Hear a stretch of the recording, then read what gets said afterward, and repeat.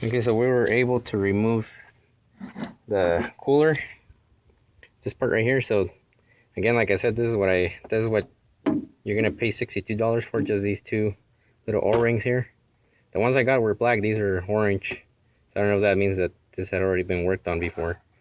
But so see, that's where it got removed from. So you want to clean it up really good, both sides. You know, if you got, you know, gasoline or some brake cleaner or something, just wipe it off really good. Or, you know, just make sure you get all the dirt and all that. Don't leave any dirt or pebbles in there where it won't bond good. So clean it up really good. Get the new seals in there, and then put it back together. So this is one of the other steps. So I'll show you the next one.